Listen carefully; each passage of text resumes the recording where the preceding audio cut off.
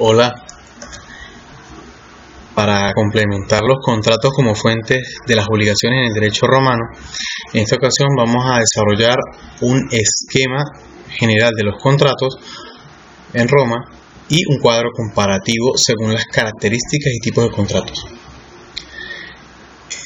No sin antes, vamos a referir que un contrato es aquella fuente fecunda que aborda derechos de crédito y derechos personales. Estos están reconocidos por la ley y allí se acuerdan voluntades que producen obligaciones. Es decir, está la promesa del deudor y la aceptación del acreedor que desarrolla esta llave. Un sujeto pasivo, que es el deudor, debe realizar la prestación y cumplir con la obligación, y el sujeto activo o acreedor ejecuta o se encarga de que se ejecute esa obligación. Los elementos de un contrato son los esenciales, naturales y los accidentales. Los elementos esenciales son aquellos que no puede desarrollarse el contrato, por ejemplo, la capacidad, el consentimiento, el objeto y la causa que se configure. También están los elementos naturales, sin los cuales que están inmersos dentro del contrato, como la condición, el término y el modo. Y finalmente los elementos accidentales, que son aquellos que se modifican según el acuerdo de ambas partes para cambiar algo según lo convenido. En ellos tenemos la condición, el plazo y el cargo. Según la clasificación general de los contratos hay diferentes grupos según las características. Entre ellos tenemos, según el modo de formación, los contratos pueden ser verbales, literales, reales y consensuales. Por su origen pueden ser iuris civilis, derecho civil, los ciudadanos romanos, y los iuris gentium o derecho de gentes, correspondiente a los extranjeros. El desarrollo histórico de los contratos pueden clasificarlos en formales y no formales. Formales, una formalidad, una serie de palabras o un procedimiento escrito, y no formales, siguiendo el consenso o la entrega de la cosa. Según el efecto jurídico pueden ser unilaterales o bilaterales. Los bilaterales se dividen en sinalagmático perfecto, sinalagmático imperfecto. Los perfectos son aquellos en donde ambas partes tienen responsabilidades, y los sinalagmáticos imperfectos donde, aunque ambas partes tienen responsabilidades, siempre hay una eventualidad que modifica esas responsabilidades o que la distribuye según lo que se vaya desarrollando en el contrato. Según su naturaleza pueden ser contratos gratuitos u usos. Esos contratos onerosos pueden ser conmutativos o aleatorios. Son conmutativos cuando hablan de una prestación cierta y son aleatorios cuando están supeditados al azar. Según el poder de apreciación, contratos pueden ser de buena fe u con derecho estricto. De buena fe, según la intención de las partes, y de derecho deben estar sometidos a lo que se ha convenido sin modificar ninguno de sus términos. La relación de dependencia habla de contratos principales. Esto quiere decir los que existen por sí mismos y desempeñan una función propia, y los contratos de relación de dependencia accesorios son aquellos que permiten el desarrollo de los contratos principales. Y atendiendo a su clasificación pueden ser nominados o innominados. Esto nos lleva a plantear el siguiente esquema de clasificación de los contratos: los contratos nominados, innominados y los cuasicontratos. Estos contratos nominados corresponden a la clasificación dada por Gallo en el siglo II. Se habla de contratos nominados porque tienen un nombre específico dado por la tradición. De allí se dividen contratos formales y no formales. Los formales son aquellos que siguen la formalidad, como ya se mencionó. Una formalidad verbal, contratos verbis, pueden ser el nexum, que es el professional mancipatio, y el esponcio, la dictio dotis, la policitatio votum y la stipulatio stipulación. y una formalidad escrita o literal, los contratos literis, nos hablan de la nómina transcriptitia, correspondiente a aquellos registros que se llevaban para las cuentas o la contabilidad. De allí desglosamos el chirógrafa o quirógrafa y el síngrafa. El primero hace alusión a un documento firmado por el deudor y que conservaba el acreedor, y el segundo, el síngrafa, un documento firmado tanto por acreedor como por el deudor, que también firmaban y sellaban unos testigos y además el que lo redactaba, y se conservaban dos copias, una para el acreedor y una para el deudor. Los contratos no formales son aquellos que no sirven una formalidad en palabras o escrita. Dentro de ellos tenemos los contratos reales o re, que se encargan de entregar la cosa. Se incluyen allí la fiducia, el mutuo, el comodato, el depósito y la prenda. Y los contratos consensus, que los contratos consensuales, son aquellos en donde ambas partes acuerdan y se desglosan de ellos la entio venditio o compraventa, la locatio conductio o arrendamiento, de los cuales se desarrollan el rei, el operarum y el operis faciendi.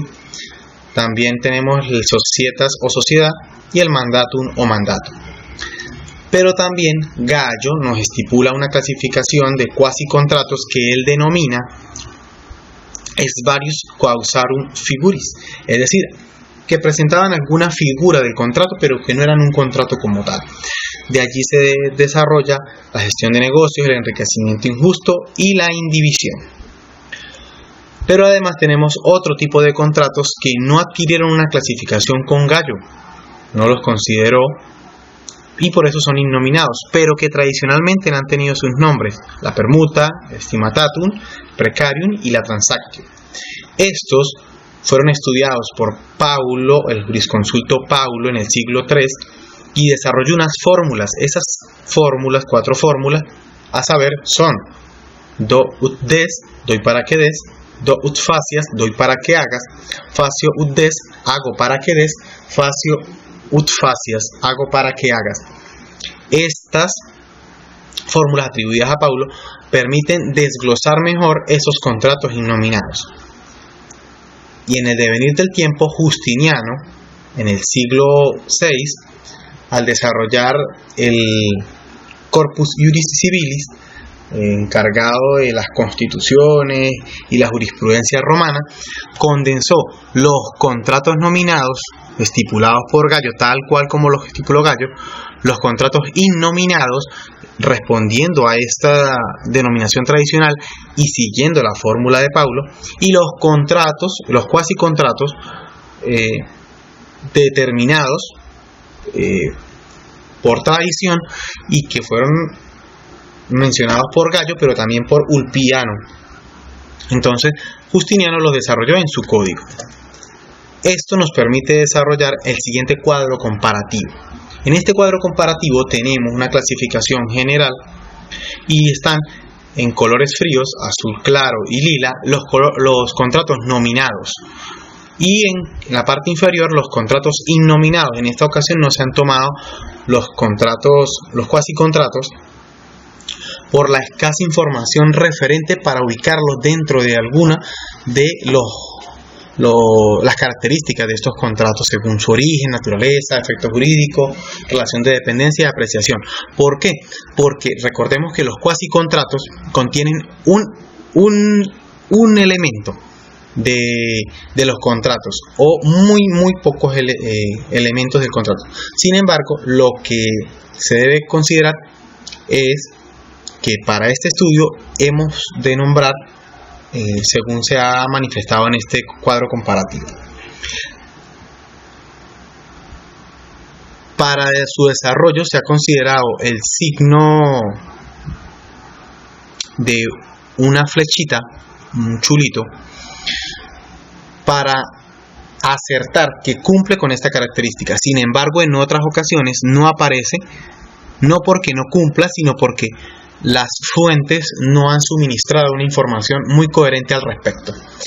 Entonces, vamos a desglosar brevemente según los contratos formales, esos contratos formales también son contratos de derecho estricto. Podemos observar que deben atenerse a lo que se estipula, porque es una formalidad, entonces son de derecho estricto.